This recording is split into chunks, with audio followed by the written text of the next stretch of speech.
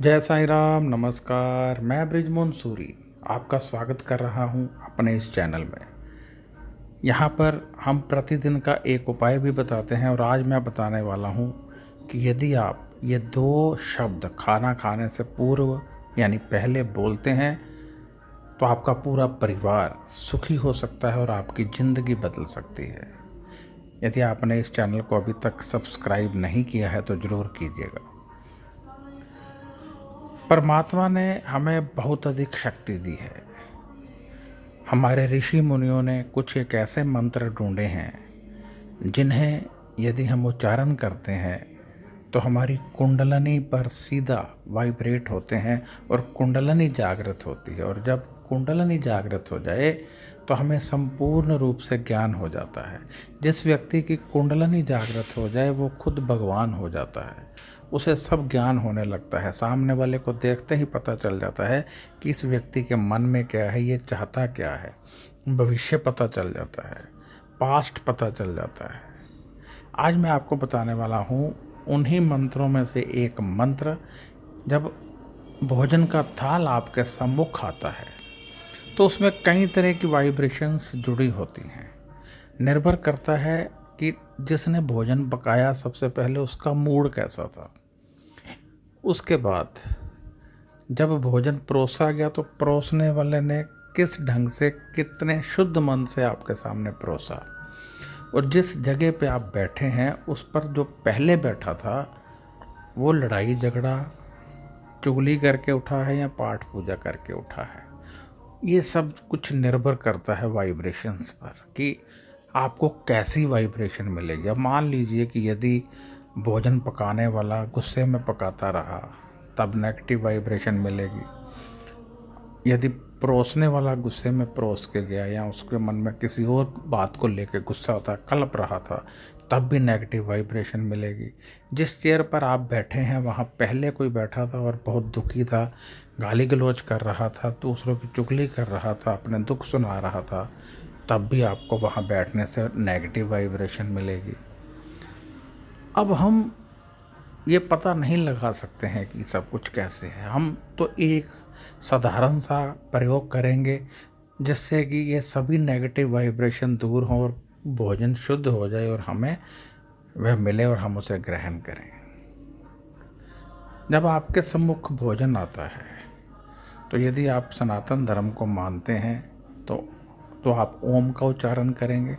नहीं तो आप जिस गुरु को मानते हैं, जिस परमात्मा को मानते हैं, उसके नाम का सिमरन करेंगे। जैसे भोजन का थाल सम्मुख आते ही आप बोलिए ओ,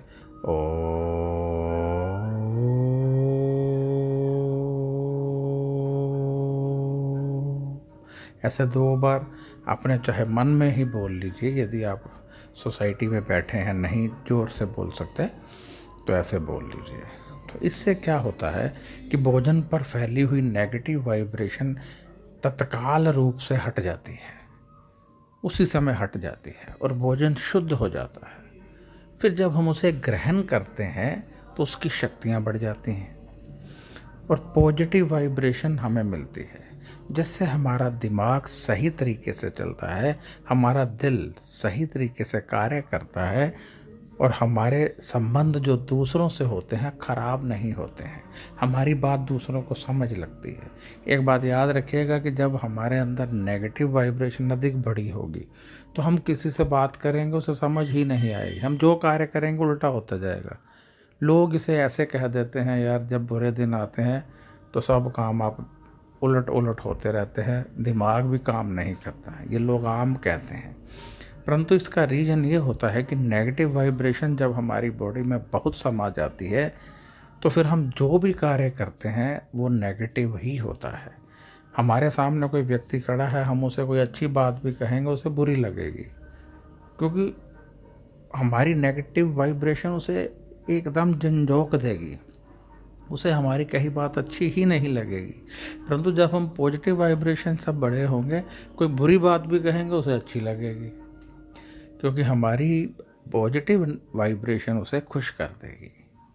इसी तरह जब एक गृहिणी आटा बनाती है, गूंदती है, यदि पाठ पूजा करके गूंदे तो उसमें पॉजिटिव वाइब्रेशन आ जाती है, खाने वाले को बहुत अधिक स्वाद आता है, सुख मिलता है। दूसरी तरफ गृहिणी यदि खाना बनाते वक्त गाली गलौज करे, चुगली करे, तो वह खाना ठीक नहीं बनता है, खाने वाले को गुस्सा आ जाता है। अब परोसते वक्त भी यदि गृहिणी कल्प कर, दुखी होकर कि सारा दिन काम करते रहो, ये है वो है, कुछ ऐसे बोल दे या किसी की चुगली करे, तो आप देखेंगे कि खाने वाला उतने मन से नहीं खाएगा। इसलिए जब भी खाना बनाएं अच्छे ढंग से बनाएं। और एक चटनी जब बनाते हैं तो चटनी में इतना पाठ कर दे कि समझ लीजिए कि जैसे एक वाइब्रेशन, पॉजिटिव वाइब्रेशन का भंडार आपने तैयार कर दिया। अब कोई उसे खाए उसमें वाइब्रेशन आएगी। इसीलिए कहता हूँ कि नमक पर आप पाठ करके रखा कीजिए, ताकि जब भी आप नमक का इस्तेमाल करें पॉजिटिव वाइब्रेशन सबको मिले। ये बहुत अच्छा प्रयोग है। भोजन पर अवश्य किया कीजिए, थाल पर जाप करके खाना खाया करें। मैं बृजमोहन सूरी क्षमा चाहता हूँ, यदि कहीं कोई भूल चूक हो गई हो तो मैं क्षमा चाहता हूँ। तो आपसे मैं इच्छा रखता हूँ कि आप अधिक से अधिक दिल से ये उपाय करेंगे, जो मैंने उपाय बताए हैं दिल से करेंगे। और यदि आपको कोई सवाल हो तो आप व्हाट्सएप कर सकते हैं, फ़ोन यहाँ कोई नहीं उठाता है, आप व्हाट्सएप कीजिए। और यदि आप जन्म कुंडली दिखाना चाहते हैं, हमसे दिखाना चाहते हैं, आप चाहते हैं मैं खुद देखूं, तो आप व्हाट्सएप कीजिए। 800 रुपये हमारी फ़ीस है, आप पे कीजिए। इसी नंबर पर पेटीएम है, इसी नंबर पर गूगल पे है, उसमें कीजिए, या अकाउंट नंबर मांग लीजिए। फिर आपकी जन्म कुंडली देख दी जाएगी, आपको उपाय बता दिए जाएंगे, आप दिल से कीजिए। बाकी ये प्रतिदिन के उपाय हैं, इनको अवश्य कीजिए। ये शक्ति का आगाज होते हैं, इनसे आपके समस्त ग्रह शांत होते हैं। जन्म कुंडली में हमेशा कुछ लोगों की जन्म कुंडली में बड़े बड़े योग होते हैं जो दबे रहते हैं, उनको लाभ नहीं मिलता है। जब वो उपाय कर लेते हैं वहीं लोग तरक्की करने लगते हैं। आपने देखा होगा कुछ लोग बहुत गरीब थे, एकाएक अमीर हो गए। कैसे हुए? क्योंकि उनके निवास में किसी ना किसी के घर में कोई ना कोई योग होता है, उनको पता नहीं होता। जैसे ही पता चलता है वो उसका उपाय करते हैं, ग्रह काम करने लगते हैं, धन तेजी से आने लगता है। तो हो सकता है आपकी कुंडली में भी कोई योग हो सकता है आपकी कुंडली में अमीर बनना लिखा हो, नाम कमाना लिखा हो, एक्टर, गायक, सिंगर बनना लिखा हो, परिवार का सुख लेना लिखा हो, परंतु आपको नहीं मिल रहा है क्योंकि योग नहीं है या योग एक्टिवेट नहीं है। जब कुंडली देखेंगे, उपाय निकलेंगे, तभी पता चलेगा। तो अब इजाज़त चाहता हूँ। नमस्कार, खुश रहिए और अपना ध्यान रखिए।